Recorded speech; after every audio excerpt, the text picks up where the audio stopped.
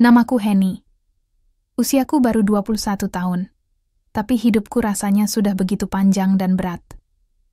Aku tinggal di sebuah desa kecil di Jawa Tengah bersama ibu tiriku, Bu Tuti. Aku anak tunggal dari pernikahan pertama ayahku, Pak Seno. Dulu, ayahku adalah seorang pengusaha sukses.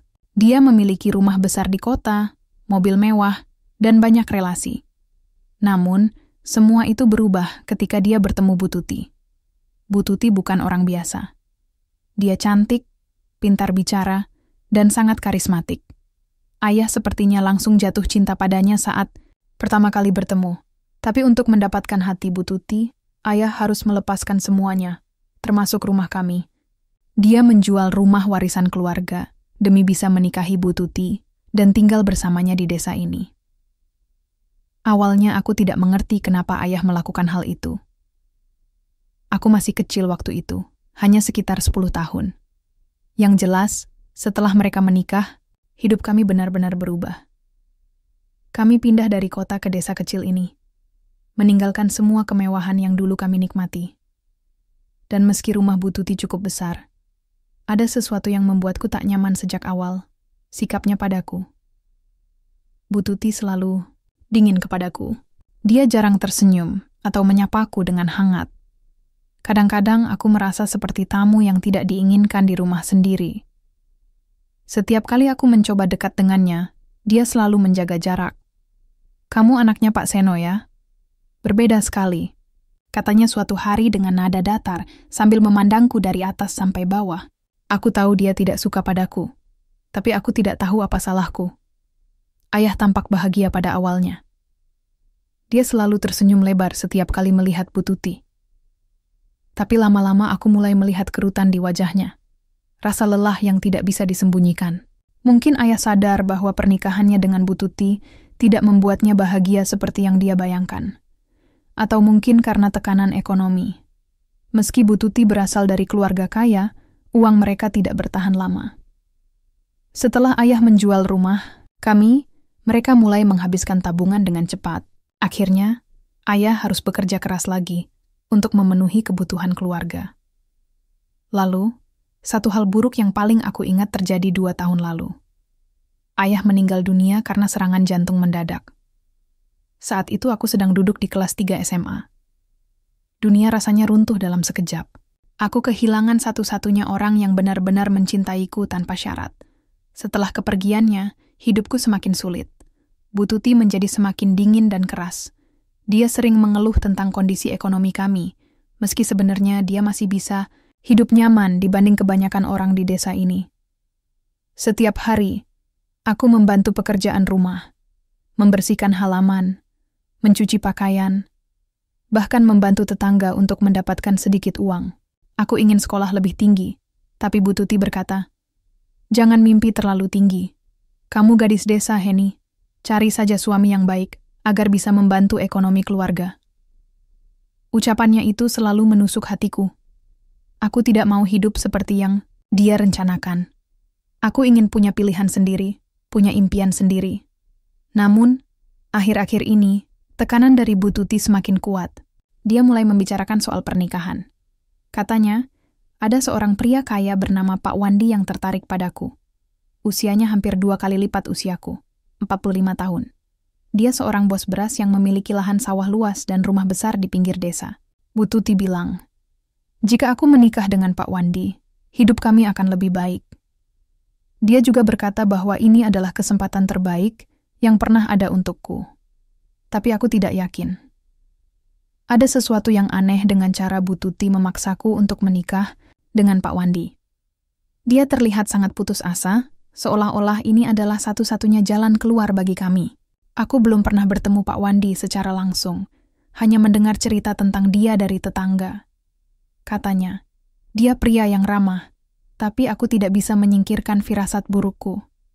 Suatu sore, saat aku sedang menyapu halaman, Bu Tuti menghampiriku dengan wajah tegang. "Heni," katanya pelan, "kamu harus berpikir ulang tentang Pak Wandi. Ini demi masa depanmu. Jika kamu tidak menikah dengannya, kita tidak akan bisa bertahan hidup di sini." Suaranya terdengar seperti ancaman, tapi juga seperti permohonan. Aku hanya diam, memandang sapu di tanganku. Hatiku berkecamuk. Apakah ini benar-benar takdir yang harus aku jalani? Apakah aku harus menyerahkan hidupku hanya demi uang? Malam harinya, aku duduk di depan cermin di kamar kecilku. Cahaya lampu redup memantul di wajahku. Aku melihat seorang gadis muda yang tampak lelah, bingung, dan penuh ketakutan. Aku tidak tahu apa yang harus kulakukan. Tapi satu hal yang pasti, aku tidak ingin menyerah begitu saja. Aku ingin punya kendali atas hidupku sendiri. Pernikahanku dengan Pak Wandi terjadi begitu cepat, seperti angin badai yang tiba-tiba datang tanpa bisa kuhentikan. Aku tidak tahu bagaimana rasanya memilih sesuatu dengan bebas lagi. Semua keputusan tampaknya sudah diatur oleh Bu Tuti. Setelah malam itu, saat dia mengancam sekaligus memohon padaku untuk menerima lamaran Pak Wandi, aku tidak punya pilihan lain. Dia berkata, "Jika kamu menolak, kita akan kehilangan segalanya, Heni. Apa kamu mau melihat kita jadi gelandangan?" Suaranya dingin, tapi matanya berkilat-kilat penuh ketakutan. Aku mencoba membantah, tapi kata-katanya terasa seperti rantai yang mengikat tubuhku. "Ayahmu sudah meninggal, Heni. Sekarang hanya ada aku dan kamu. Jika kamu tidak membantu, siapa lagi yang akan menyelamatkan kita?" Ucapannya itu membuat dadaku sesak. Aku ingin marah, ingin berteriak bahwa ini bukan hidup yang kuinginkan. Tapi aku juga takut. Takut kehilangan tempat tinggal, takut kelaparan, takut menjadi beban orang lain. Akhirnya, aku mengangguk pasrah. Seminggu kemudian, pernikahan itu dilangsungkan. Acaranya sederhana, hanya dihadiri oleh beberapa tetangga dan kerabat dekat. Baju pengantin yang kupakai adalah pinjaman dari Bu Tuti. Warnanya merah marun dengan banyak payet yang berkilauan. Aku berdiri di pelaminan, tersenyum tipis meski hatiku hampa. Pak Wandi duduk di sampingku, wajahnya sumringah, seolah-olah dia baru saja mendapatkan hadiah terbaik dalam hidupnya. Aku bahkan belum sempat mengenalnya dengan baik. Kami hanya bertemu sekali sebelum pernikahan, dan percakapan kami singkat, formal, serta canggung. Setelah acara selesai, aku harus pindah ke rumah Pak Wandi. Rumahnya besar, jauh lebih besar daripada rumah Bu Tuti. Ada ruang tamu yang luas dengan sofa kulit, dapur modern dengan peralatan lengkap, dan kamar tidur utama yang seukuran 2 kali kamar lamaku. Namun, meskipun semua fasilitas itu membuatku nyaman secara fisik, ada sesuatu yang membuatku merasa semakin terpenjara. Pak Wandi mencoba bersikap baik padaku. Dia membawakan makanan setiap kali aku duduk di ruang tamu, menanyakan apakah aku butuh apa-apa, bahkan memberiku uang saku setiap minggu. Tapi sikapnya itu terasa aneh, seperti dia sedang mencoba membeli perhatianku. Aku selalu menjaga jarak dengannya, bahkan saat dia mulai berusaha merayuku. Setiap kali dia mendekat, aku selalu mencari alasan untuk pergi, ke dapur, ke kamar mandi, atau ke halaman belakang. Aku tidak bisa membayangkan diriku dekat dengannya, apalagi menyentuhnya. "Kamu, kenapa, Heni?" Tanyanya suatu malam, nada suaranya terdengar bingung sekaligus kesal. "Kita sudah menikah. Kenapa kamu selalu menghindariku?" Aku menunduk, tidak berani menatap matanya.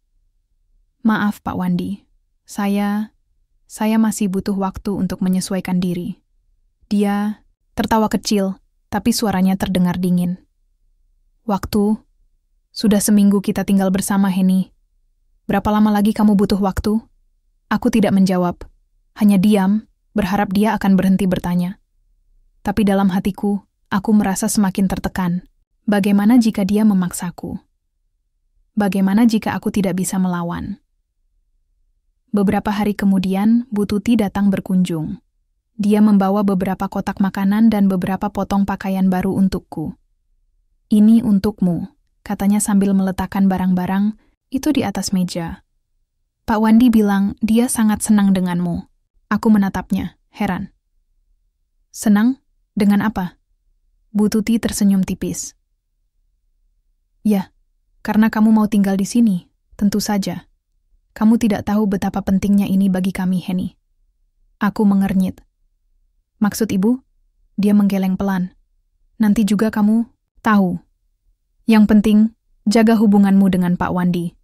Jangan sampai dia kecewa. Ucapan itu membuatku curiga. Apa maksudnya? Apa yang disembunyikan Bu Tuti dariku? Malam harinya, aku tidak bisa tidur. Pikiranku dipenuhi oleh pertanyaan-pertanyaan tentang apa yang sebenarnya terjadi. Akhirnya, aku memutuskan untuk menyelidiki. Saat tengah malam, aku keluar dari kamarku dan berjalan menuju ruang tamu, tempat Bu Tuti dan Pak Wandi duduk berbincang-bincang. Mereka tidak menyadari kehadiranku, karena aku bersembunyi di balik pintu. Aku sudah memberikan uang itu padamu, kan? Kata Pak Wandi. Suaranya terdengar santai tapi penuh keyakinan. Iya, 100 juta sudah kuterima, jawab Bu Tuti. Tapi ingat, kalau dalam 1 bulan Heni tidak bisa memberimu anak, uang itu harus kembali. Anak? Uang? Apa yang mereka bicarakan? Pak Wandi tertawa kecil. Tenang saja Bu Tuti, aku yakin Heni akan bisa memberiku anak. Lagi pula, aku sudah membayar mahal untuk ini. Mendengar percakapan itu, tubuhku langsung gemetar. Mereka menjualku? Aku hanya sebuah transaksi. Rasanya seperti ada pisau yang menusuk jantungku. Aku ingin berteriak, ingin menghentikan semua ini. Tapi aku tidak bisa. Aku hanya bisa berdiri di sana, diam, dengan air mata mengalir deras di pipiku. Setelah beberapa saat, aku mundur perlahan-lahan dan kembali ke kamarku. Hatiku hancur. Aku tidak tahu harus berbuat apa. Aku merasa seperti boneka yang dimainkan oleh orang-orang di sekitarku, tanpa bisa melawan. Esok paginya, aku bangun dengan kepala pening. Aku memandang cermin di depanku, mencoba mencari jawaban dalam sorot mataku sendiri. Siapa aku sebenarnya? Apa aku benar-benar tidak punya kendali atas hidupku? Tidak. Gumamku pada diriku sendiri. Aku tidak boleh menyerah seperti ini. Aku harus melakukan sesuatu. Tapi apa yang bisa kulakukan? Aku hanya seorang gadis desa, tanpa uang, tanpa pendidikan tinggi, tanpa kebebasan. Tapi satu hal yang pasti, aku tidak akan membiarkan mereka mempermainkanku seperti ini. Aku harus kabur. Aku tidak tahu bagaimana caranya menghadapi semua ini. Setelah mendengar percakapan Bu Tuti dan Pak Wandi malam itu, dunia yang kuduga akan lebih baik ternyata semakin gelap.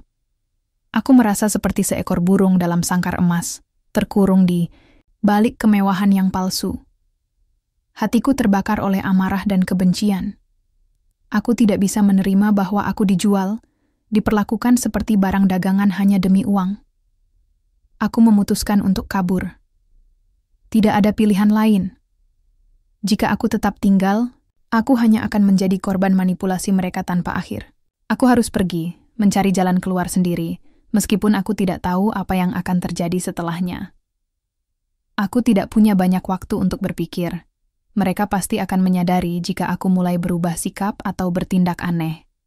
Esok paginya, aku pura-pura ingin pergi ke pasar untuk membeli bahan makanan. Saya pergi sebentar ke pasar, kataku pada Pak Wandi saat sarapan. Dia hanya mengangguk tanpa menatapku, sibuk dengan telepon genggamnya. Aku mengenakan pakaian sederhana, membawa tas kecil yang sudah kuisi dengan beberapa pakaian dan uang receh yang tersisa dari uang saku mingguanku. Aku bahkan tidak membawa sandal. Aku takut suara langkah kakiku akan terdengar mencurigakan. Ketika sampai di pasar, aku langsung menuju terminal bus kecil di pinggir desa. Aku membeli tiket ke Jakarta dengan uang yang kupunya. Itu adalah satu-satunya tempat yang terlintas di pikiranku, kota besar, tempat di mana aku bisa hilang tanpa jejak. Aku tidak tahu siapa yang akan kutemui di sana, tapi aku yakin bahwa hidup di sana, meski sulit, masih lebih baik daripada tinggal bersama orang-orang yang menjualku. Perjalanan ke Jakarta terasa panjang dan melelahkan. Bus itu penuh sesak dengan penumpang, udara pengap, dan kursi yang keras membuat tubuhku pegal. Namun, meskipun fisikku lelah, hatiku merasa lega. Untuk pertama kalinya dalam hidupku, aku merasa bebas. Bebas dari tekanan Bu Tuti, bebas dari harapan palsu Pak Wandi, dan bebas dari rasa bersalah karena tidak bisa memenuhi ekspektasi mereka. Setibanya di Jakarta, aku disambut oleh hiruk-pikuk kota yang luar biasa. Suara klakson mobil, deru motor, dan teriakan pedagang kaki lima membuatku kewalahan. Aku tidak pernah ke Jakarta sebelumnya, jadi segalanya terasa asing dan menakutkan. Tapi aku tidak punya pilihan lain selain bertahan. Aku berjalan tanpa tujuan, mencoba mencari tempat yang bisa kujadikan tempat tinggal sementara. Akhirnya, aku menemukan sebuah warung kecil di pinggir jalan yang sedang membuka lowongan pekerjaan. Pemilik warung itu adalah seorang wanita paruh baya bernama Bu Siti. Dia tampak ramah dan tidak banyak bertanya ketika aku melamar sebagai pelayan. "Kamu dari mana?" Tanyanya singkat saat wawancara. "Jawa Tengah," jawabku pelan, berusaha menyembunyikan logat desaku. Bu Siti mengangguk. "Kalau kamu mau kerja, mulai besok ya. Gajinya enggak besar, tapi cukup buat makan." Aku mengangguk cepat, merasa bersyukur. Meskipun gaji yang ditawarkan kecil, setidaknya aku punya tempat untuk bekerja dan tinggal. Sementara, Bu Siti memperbolehkanku tidur di ruang belakang warung, di atas kasur tipis yang dia sediakan untuk para pekerja. Hidup di Jakarta jauh lebih sulit daripada yang kubayangkan. Pekerjaanku di warung sangat melelahkan. Aku harus bangun pagi-pagi, buta, membersihkan meja, mencuci piring, melayani pelanggan, dan kadang-kadang membantu memasak. Penghasilanku hanya cukup untuk makan dan menyewa kontrakan kecil setelah beberapa bulan bekerja. Tapi aku tidak mengeluh. Aku tahu bahwa ini adalah harga yang harus kubayar untuk kebebasanku. Di tengah kesibukanku, aku sering memikirkan tentang apa yang terjadi di desaku. Apakah Bu Tuti dan Pak Wandi sudah menyadari bahwa aku kabur? Apakah mereka mencariku? Aku tidak tahu, dan aku tidak peduli. Yang jelas, aku tidak akan kembali ke sana. Aku ingin membangun hidup baru, meskipun aku harus memulainya dari nol. Namun, ada satu hal yang terus menggangguku, rasa bersalah. Aku merasa bersalah karena meninggalkan Bu Tuti tanpa penjelasan, meskipun dia telah melakukan hal yang sangat kejam padaku. Kadang-kadang aku bertanya-tanya, apakah dia benar-benar kejam atau hanya putus asa karena kondisi ekonominya? Tapi setiap kali pikiran itu muncul, aku langsung mengingat percakapan malam itu. Ucapan-ucapan mereka tentang transaksi uang dan anak-anak membuatku sadar bahwa mereka tidak pantas mendapatkan pengampunan. Beberapa bulan berlalu, dan aku mulai terbiasa dengan kehidupan baruku. Aku juga mulai bertemu orang-orang baru, termasuk seorang teman sejawat di warung bernama Anissa. Dia lebih tua dariku, sekitar 25 tahun, dan memiliki kepribadian yang hangat serta ceria. Kami cepat akrab, dan dia sering memberikanku nasihat tentang cara bertahan hidup di Jakarta. "Henny," katanya suatu hari, "kamu tidak bisa terus-terusan bekerja di warung seperti ini. Kamu harus punya impian. Coba cari pekerjaan lain yang lebih baik." Aku tersenyum tipis. "Aku tidak punya pendidikan tinggi, Nisa. Aku cuma tamatan SMA. Siapa yang mau menerima aku?" Anissa tertawa kecil. "Kamu pinter, Henny. Kamu bisa belajar apa saja kalau kamu mau. Lagi pula, bukankah kamu ingin hidup lebih baik daripada ini?" Ucapannya membuatku berpikir. Memang benar, aku tidak bisa terus-menerus bekerja sebagai pelayan warung. Aku harus mencari cara untuk memperbaiki hidupku. Tapi bagaimana? Suatu hari, Anissa mengajakku ke sebuah pameran kerajinan tangan di pusat kota. Dia bilang, ada banyak peluang di bidang itu, terutama bagi orang-orang yang kreatif. Awalnya aku ragu, tapi setelah melihat-lihat hasil kerajinan yang dipamerkan, aku mulai tertarik. Aku ingat betapa senangnya aku membuat kerajinan tangan saat masih sekolah dulu. Mungkin ini adalah kesempatanku untuk memulai sesuatu yang baru. "Aku mau coba," kataku pada Anissa saat kami pulang dari pameran. Dia tersenyum lebar. "Bagus, aku akan bantu kamu, Henny. Kita bisa mulai dari yang kecil dulu." Dengan bantuan Anissa, aku mulai belajar membuat kerajinan tangan sederhana, gelang, kalung, dan bros dari bahan daur ulang. Awalnya hasilnya tidak sempurna, tapi lama-lama aku semakin mahir. Aku juga mulai menjual hasil kerajinanku kepada pelanggan warung. Respon mereka positif, dan aku mulai merasa percaya diri. Meskipun begitu, ada satu pertanyaan yang terus menggantung di benakku. Akankah aku kembali ke desa suatu hari nanti?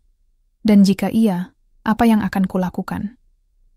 5 bulan sudah aku tinggal di Jakarta. 5 bulan yang penuh perjuangan, peluh, dan air mata. Tapi meski begitu, ada satu hal yang tak pernah bisa kuhapus dari pikiranku, desaku.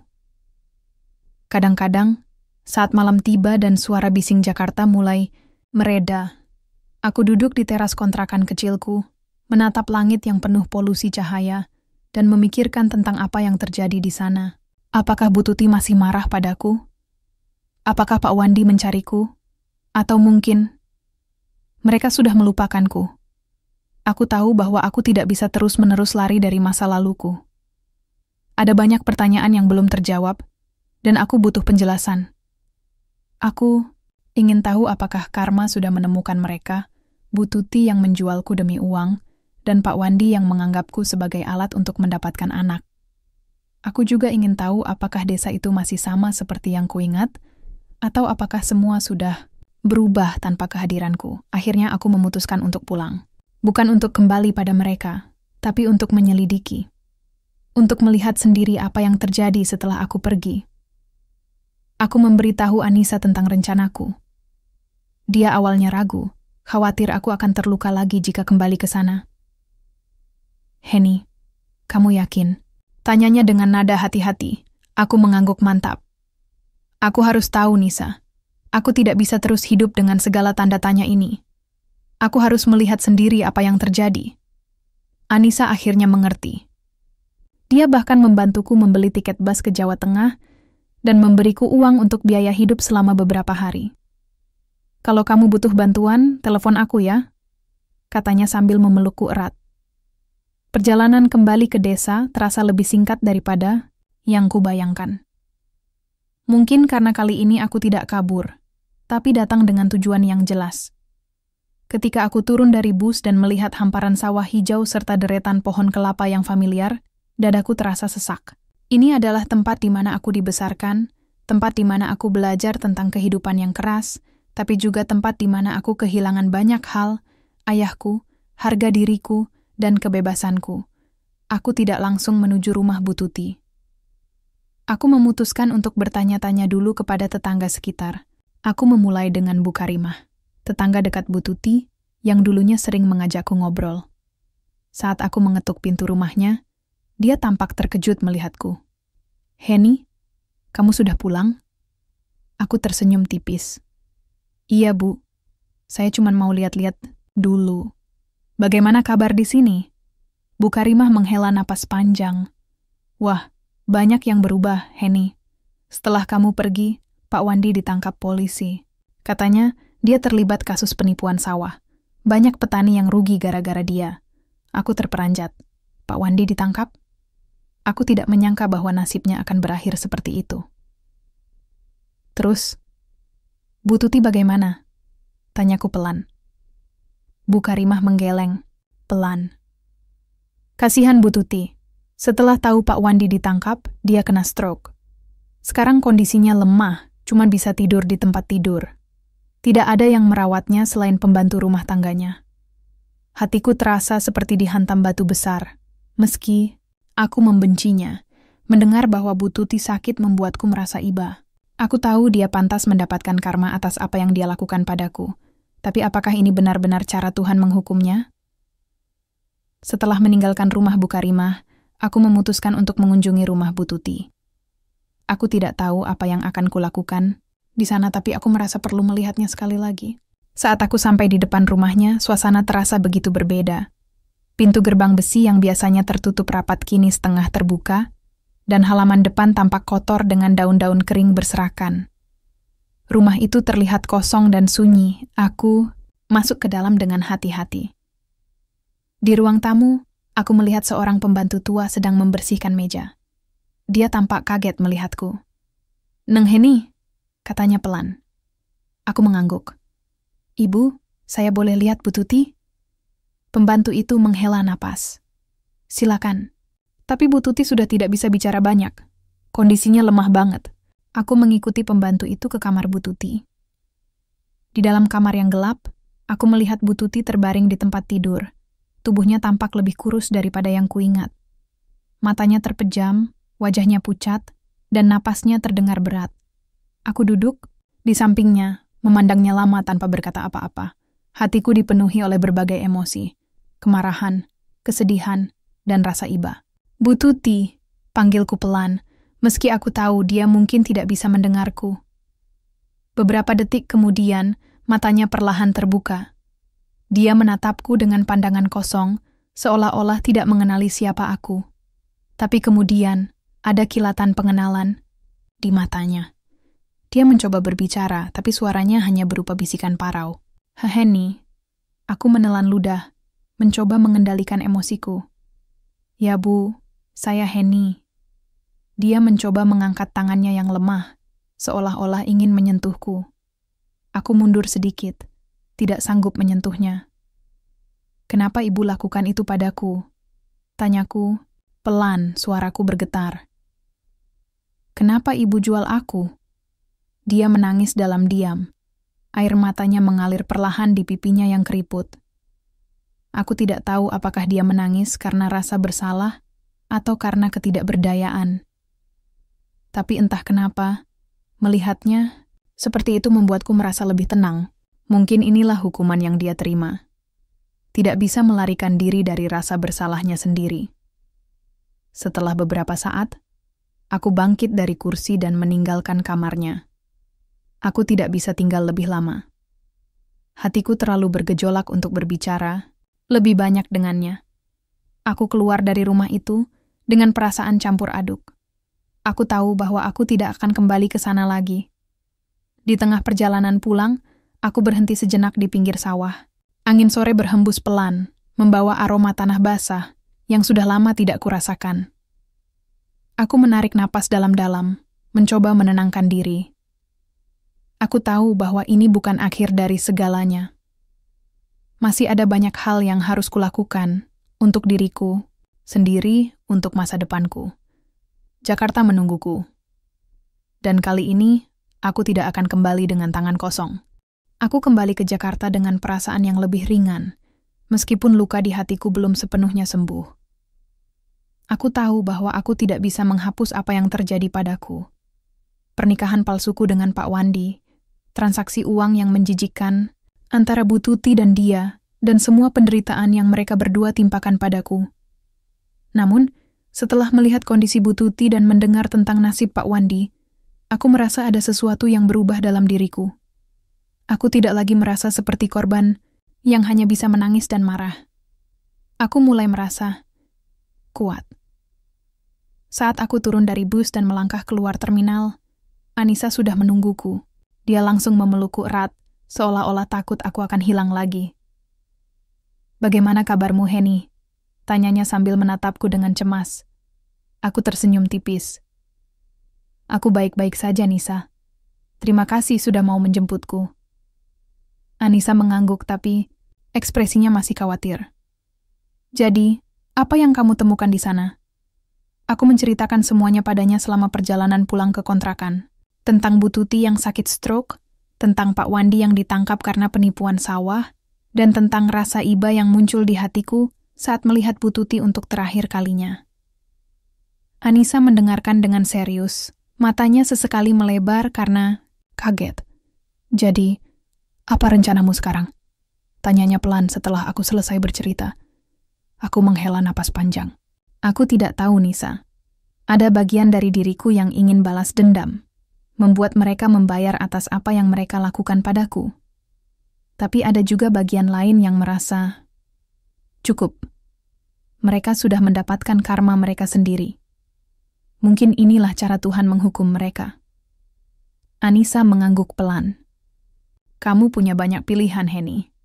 Kamu bisa memilih untuk fokus pada masa depanmu sendiri, atau kamu bisa mencoba memperbaiki hubunganmu dengan desamu. Tapi yang pasti, jangan biarkan dendam menguasai hidupmu." Ucapannya membuatku berpikir. Memang benar, jika aku terus-menerus memikirkan balas dendam, aku hanya akan terjebak dalam lingkaran kemarahan yang sama seperti dulu. Aku tidak ingin menjadi seperti mereka. Bu Tuti yang putus asa hingga menjual anak tirinya, atau Pak Wandi yang melakukan segala cara demi keuntungan pribadi. Aku ingin menjadi lebih baik daripada itu. Beberapa hari kemudian, aku mulai melanjutkan proyek kerajinan tanganku bersama Anissa.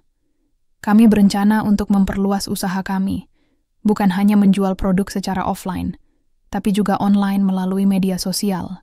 Aku belajar banyak hal baru. Cara memotret produk agar terlihat menarik, cara menulis deskripsi yang menarik pembeli, bahkan cara mengatur pengiriman barang ke berbagai daerah. Meski awalnya sulit, aku merasa semakin percaya diri setiap harinya. Namun, ada satu hal yang terus mengganggu pikiranku, desa. Aku tahu bahwa aku tidak bisa sepenuhnya melupakan tempat itu, meskipun aku tidak ingin tinggal di sana lagi. Aku ingat betapa sulitnya kehidupan orang-orang di desa, terutama para petani yang menjadi korban penipuan Pak Wandi. Mereka kehilangan lahan mereka, sumber penghidupan utama mereka, dan tidak ada yang membantu mereka bangkit kembali. Suatu malam, saat aku sedang duduk di teras kontrakan, aku memandang langit Jakarta yang penuh polusi cahaya. Pikiranku melayang ke desa, ke wajah-wajah tetangga yang pernah menyapaku dengan ramah, ke ladang-ladang yang dulunya subur. Aku tiba-tiba memiliki ide gila. Bagaimana jika aku menggunakan keahlian baruku untuk membantu mereka? Keesokan harinya, aku menceritakan ide itu pada Anissa. "Nisa, aku ingin mencoba sesuatu," kataku dengan nada penuh semangat. "Aku ingin membawa kerajinan tangan ini ke desaku. Banyak orang di sana yang butuh pekerjaan, dan mungkin ini bisa jadi solusi bagi mereka." Anissa tampak terkejut, tapi juga senang. "Itu ide yang bagus, Henny. Tapi kamu yakin? Bukankah kamu tidak ingin kembali ke sana?" Aku tersenyum. "Aku tidak akan tinggal di sana lagi, Nisa. Tapi aku bisa datang sesekali, memberikan pelatihan kepada orang-orang di sana, dan membantu mereka memulai usaha kecil-kecilan. Ini bukan soal balas dendam atau penebusan. Ini tentang memberi mereka kesempatan yang mungkin tidak pernah mereka dapatkan." Anissa mengangguk setuju. "Kalau begitu, aku akan bantu kamu. Kita bisa mulai dengan membuat beberapa produk eksklusif untuk desa itu, lalu kita pasarkan secara online." Dengan dukungan Anissa, aku mulai merencanakan proyek ini. Aku membeli bahan-bahan dasar dari pasar lokal, lalu mendesain produk-produk yang sederhana namun unik, seperti tas anyaman, gelang manik-manik, dan bros dari kain perca. Aku juga mulai belajar cara mengajar orang lain membuat produk-produk ini, sehingga mereka bisa melakukannya sendiri nanti.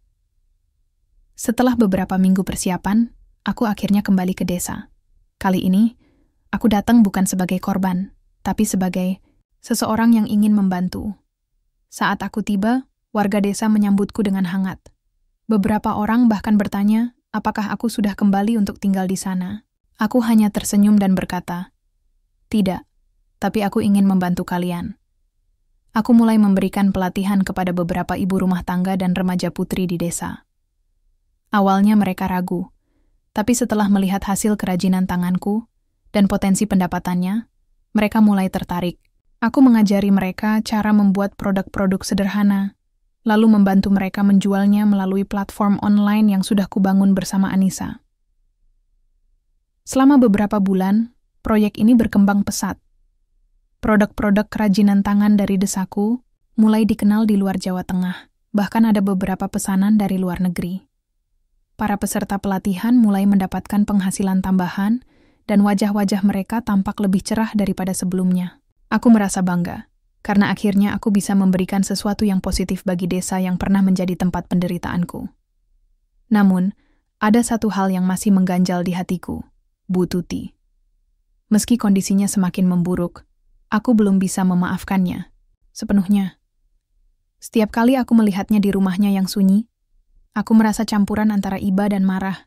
Aku tahu bahwa dia pantas mendapatkan karma atas apa yang dia lakukan padaku, tapi aku juga tidak bisa sepenuhnya menutup pintu hatiku untuknya. Suatu sore, aku memutuskan untuk mengunjungi Bu Tuti sekali lagi. Kali ini, aku datang tanpa dendam, hanya ingin melihatnya. Saat aku masuk ke kamarnya, dia tampak lebih lemah daripada sebelumnya. Matanya hampir selalu tertutup, dan napasnya terdengar semakin berat. Aku duduk di sampingnya, diam tanpa berkata apa-apa. Beberapa saat kemudian, dia membuka matanya perlahan. Dia menatapku dengan pandangan kosong, tapi kemudian ada kilatan pengenalan di matanya. "Heheni," bisiknya pelan. Aku menelan ludah, mencoba mengendalikan emosiku. "Ya Bu, saya Henny." Dia mencoba mengangkat tangannya yang lemah, seolah-olah ingin menyentuhku. Kali ini, aku tidak mundur. Aku meraih tangannya dengan ragu-ragu, merasakan kulitnya yang dingin dan rapuh. Dia menangis dalam diam, air matanya mengalir perlahan di pipinya yang keriput. "Maafkan aku, Henny." Bisiknya, suaranya hampir tak terdengar. Aku terdiam, hatiku dipenuhi oleh berbagai emosi. Kemarahan, kesedihan, dan rasa iba bercampur menjadi satu. Aku tidak tahu harus berkata apa, tapi entah kenapa, saat aku menatap wajahnya yang penuh penyesalan, aku merasa ada beban besar yang mulai terangkat dari pundakku. Aku memaafkan Ibu, kataku akhirnya. Suaraku bergetar. Tapi ini bukan berarti semuanya sudah berakhir. Aku hanya ingin hidupku sendiri, tanpa amarah lagi. Dia menangis lebih keras, tubuhnya gemetar lemah. Aku memegang tangannya lebih erat, mencoba memberikan sedikit kehangatan. Aku tahu bahwa ini adalah pertemuan terakhir kami. Setelah ini, aku tidak akan kembali ke sana lagi. Beberapa minggu setelah kunjungan terakhirku ke rumah Bu Tuti, aku mendengar kabar bahwa dia telah meninggal dunia. Dia pergi dalam diam, di tengah malam yang sunyi, tanpa ada seorang pun di sisinya selain pembantu tua yang merawatnya. Aku tidak bisa menghadiri pemakamannya, bukan karena aku tidak mau, tapi karena saat itu aku sedang berada di Jakarta, sibuk mempersiapkan pengiriman besar-besaran produk kerajinan tangan untuk pesanan dari luar negeri. Namun, meski tubuhku tidak hadir di sana, pikiranku terus melayang ke desa, ke wajah Bu Tuti yang penuh penyesalan saat kami bertemu untuk terakhir kalinya.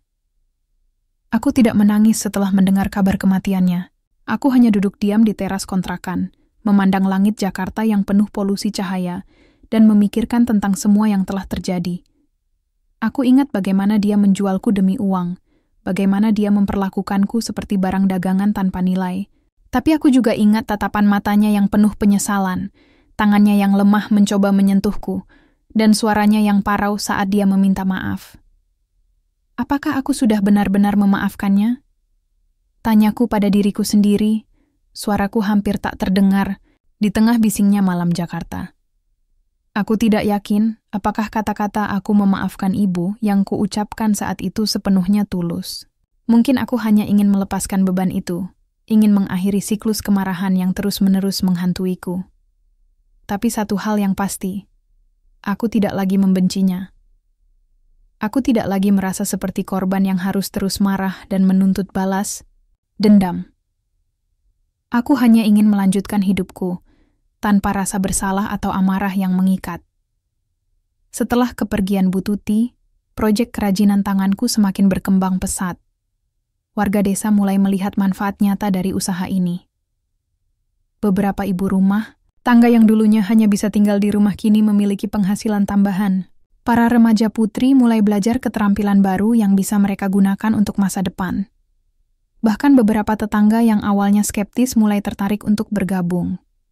Anissa dan aku memutuskan untuk memperluas jaringan distribusi kami.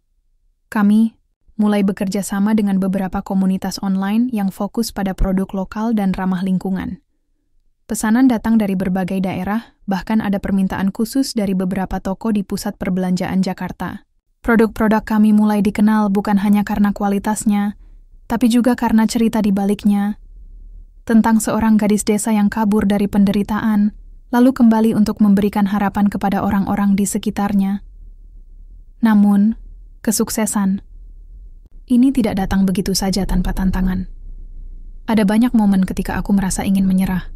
Terkadang, pesanan datang terlambat karena kurangnya tenaga kerja terampil di desa. Kadang-kadang, ada masalah teknis dengan pengiriman barang yang membuat pelanggan kecewa. Tapi setiap kali aku merasa lelah, aku selalu ingat tentang apa yang telah aku lalui. Tentang ayahku yang bekerja keras demi keluarganya. Tentang pernikahan palsuku dengan Pak Wandi. tentang hari-hari sulit di Jakarta, dan tentang perjuanganku untuk bangkit dari semua itu. Suatu hari, saat aku sedang memeriksa pesanan di gudang kecil yang kami sewa di pinggir kota, Anissa datang dengan senyum lebar di wajahnya. "Henny, kita dapat undangan," katanya sambil menyerahkan sebuah amplop putih padaku. Aku membuka amplop itu dengan rasa penasaran. Di dalamnya ada undangan resmi dari pemerintah daerah Jawa Tengah. Mereka mengundangku untuk menjadi salah satu pembicara dalam acara seminar tentang pemberdayaan ekonomi masyarakat pedesaan. Tema seminar itu adalah transformasi desa melalui inovasi lokal. "Aku? Pembicara?" Tanyaku masih tidak percaya. Anissa tertawa kecil. "Tentu saja kamu, Henny. Kamu sudah melakukan hal yang luar biasa. Kamu membuktikan bahwa seseorang bisa bangkit dari kesulitan dan menciptakan dampak positif bagi orang lain. Ini kesempatanmu untuk berbagi cerita dan inspirasi." Aku tersenyum. Hatiku dipenuhi oleh rasa bangga yang belum pernah kurasakan sebelumnya. Dulu, aku hanya seorang gadis desa yang tidak punya pilihan atas hidupnya sendiri. Sekarang, aku menjadi simbol keberanian dan transformasi bagi orang-orang di sekitarku. Aku tidak pernah membayangkan bahwa hidupku akan berubah sejauh ini. Pada hari seminar, aku berdiri di atas panggung dengan mikrofon di tangan. Ruangan itu penuh dengan peserta, baik dari pemerintah daerah, akademisi, maupun warga desa yang ingin belajar. Aku melihat wajah-wajah yang familiar di antara kerumunan, ibu-ibu yang pernah ikut pelatihan kerajinan tangan, anak-anak muda yang kini menjadi mitra bisnisku, bahkan beberapa tetangga yang dulunya skeptis terhadap ideku. "Halo, nama saya Henny," kataku membuka pidato, suaraku sedikit gemetar karena gugup. "Saya berasal dari sebuah desa kecil di Jawa Tengah. Saya bukan orang yang istimewa. Saya hanya seorang gadis biasa yang pernah kehilangan segalanya, keluarga, harga diri, bahkan kebebasan saya." Aku berhenti sejenak, memandang wajah-wajah di depanku. Mata mereka tertuju padaku, penuh rasa ingin tahu. Aku melanjutkan. "Namun, dalam perjalanan hidup saya belajar satu hal penting, bahwa setiap orang memiliki kekuatan untuk bangkit dari kesulitan. Kita tidak bisa mengubah masa lalu, tapi kita bisa memilih bagaimana cara kita menghadapi masa depan." Aku menceritakan kisahku tentang pernikahan yang dipaksakan, tentang kehidupan di Jakarta yang keras, tentang proyek kerajinan tangan yang kubangun bersama Anissa, dan tentang bagaimana aku kembali ke desa untuk membantu orang-orang di sana. Setiap kata yang kuucapkan adalah ungkapan dari perjalanan panjang yang telah kulalui. Saat aku selesai berbicara, ruangan itu dipenuhi oleh tepuk tangan meriah. Aku merasa lega, seolah-olah beban terakhir dalam hidupku telah terangkat. Setelah acara itu, banyak orang yang mendekatiku untuk berbincang. Mereka mengucapkan terima kasih, bertanya tentang pengalaman-pengalamanku, bahkan ada yang meminta nasihat untuk memulai usaha serupa di desa mereka. Aku merasa seperti seseorang yang dulu pernah hilang, tapi kini telah menemukan tujuannya. Malam itu, aku kembali ke kontrakanku di Jakarta. Aku duduk di depan cermin kecil di kamarku, memandang wajahku sendiri. Cahaya lampu redup memantul di mataku. Aku melihat seorang wanita muda yang penuh keyakinan, yang telah melalui banyak cobaan dan berhasil menemukan kedamaian dalam dirinya. Aku tersenyum pada pantulan diriku di cermin. "Ini bukan akhir dari segalanya," gumamku pelan. "Ini baru permulaan."